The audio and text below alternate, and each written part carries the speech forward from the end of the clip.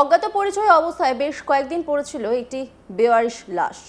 স্থানীয় সবকটি থানায় হোয়াটসঅ্যাপের মাধ্যমে মৃতের ছবি ভাইরাল করে আত্মীয়দের খোঁজ শুরু করেছিল পুলিশ। শেষ পর্যন্ত এক মহিলা এসে মৃতকে তার ভাই বলে শনাক্ত করেন। কিন্তু কি করে ওই মহিলা শনাক্ত করলেন মৃত ব্যক্তি তার ভাই? ওই মহিলা জানান তার ভাইও নাকি এই কালো রঙের প্যান্ট পরেছিলেন। এরপর পুলিশ আইনি পদ্ধতি মেনে মর্গে পাঠিয়ে দেয় দেহটি। শুরু হয় মৃতদেহের পোস্টমর্টমের প্রক্রিয়া। কিন্তু এরই মধ্যে একটি অদ্ভুত ঘটনা ঘটে। থানার মধ্যে ঢুকে একজন যুবক দাবি করে বসেন, স্যার আমি বেঁচে আছি, দয়া করে আমার ময়না তদন্ত করবেন না। ততক্ষণে পুলিশের মাথায় কিছু আসছে না, কারণ এরকম একটা সচরাচর দেখা যায় না ঘটনা।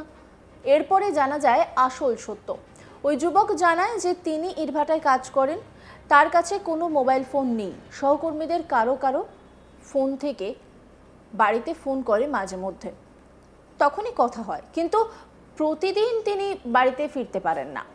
এরপর ওই যুবক যা বলছে তা সত্যি কিনা জানতে পুলিশ ওই ইটভাটায় যায়। সেখানে গিয়ে জানা যায় ওই ব্যক্তি যা যা বলছে তার সবই সত্যি।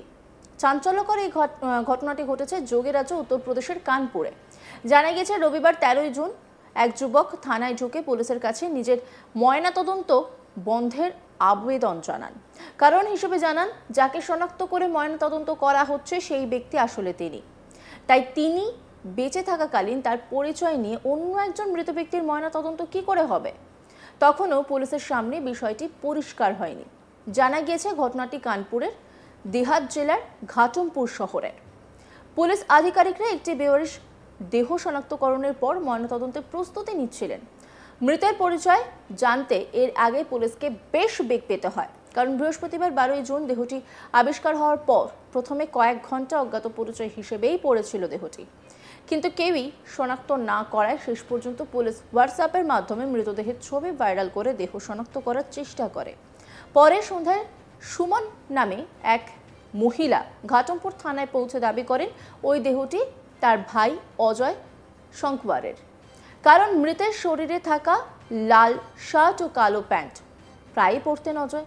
শনাক্তকরণের পর পুলিশ তদন্ত সম্পন্ন করে। এরপর ময়নাতদন্তের জন্য শুক্রবার সকালে দেহটি মর্গে পাঠিয়ে দেয় পুলিশ। এরপরই নিজেকে অজয় শঙ্কওয়ার বলে দাবি করে এক ব্যক্তি। তিনি বলছেন, স্যার আমি বেঁচে আছি, দয়া করে আমার ময়নাতদন্ত বন্ধ করুন। জানা গিয়েছে ভিতরগাঁওয়ের একটি ইটভাটায় কাজ করেন অজয়, পেশায় দিনমজুর। অজয় জানান তার কাছে মোবাইল নেই। সহকর্মীদের কারো ফোন থেকে মাঝে মধ্যে তিনি বাড়িতে ফোন করে কথা বলতেন, কারণ তিনি প্রতিদিন বাড়ি ফিরতে পারেন না। এরপর ওই যুবক যা বলছে তার সত্যি কিনা জানতে পুলিশ ওই ইটভাটায় যায়। সেখানে গিয়ে জানা যায় ওই ব্যক্তি যা যা বলছে তা সবই সত্যি। যদিও উত্তরপ্রদেশে এই ধরনের ঘটনা প্রায়ই ঘটে। একাধিক ঘটনায় আত্মীয় স্বজনরা স্থানীয় প্রশাসনিক আধিকারিকদের সঙ্গে যোগসাজশ করে পৈতৃক সম্পত্তি দখলের জন্য কাউকে মৃত ঘোষণা করেছেন, এমন নজিরও রয়েছে।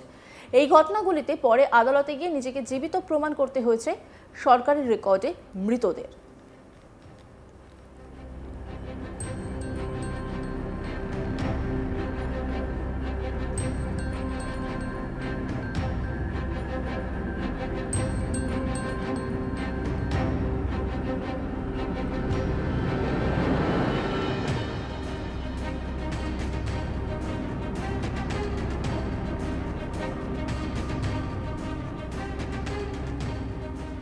অজ্ঞাত পরিচয় অবস্থায় বেশ কয়েকদিন পড়েছিল একটি বেওয়ারিশ লাশ।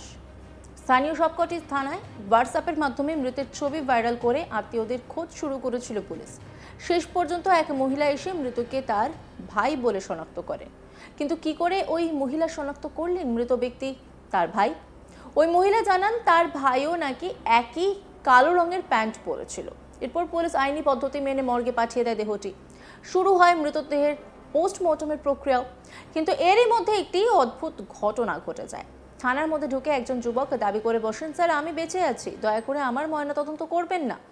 ততক্ষণে পুলিশের মাথায় কিছুই আসছে না, কারণ এরকম তো সচরাচর দেখা যায় না। এরপরে জানা যায় আসল সত্যি। ওই যুবক জানায় যে তিনি ইটভাটায় কাজ করেন, তার কাছে কোনো মোবাইল ফোন নেই। সহকর্মীদের কারো ফোন থেকে তিনি মাঝে মধ্যে বাড়িতে ফোন করতেন, কারণ তিনি প্রতিদিন বাড়ি ফিরতে পারেন না। এরপর ওই যুবক যা বলছে তার সত্যি কিনা জানতে পুলিশ ওই ইটভাটায় যায়। সেখানে গিয়ে জানা যায় ওই ব্যক্তি যা যা বলছে তার সবই সত্য। ঘটনাটা যোগীরাজ্য উত্তরপ্রদেশের কানপুরের। অন্যান্য খবরের আপডেটের জন্য অবশ্যই নজর রাখুন আজ তাক বাংলার ইউটিউব স্ট্রিমিংয়ে। লাইক, কমেন্ট, শেয়ার এবং সাবস্ক্রাইব করতে ভুলবেন না।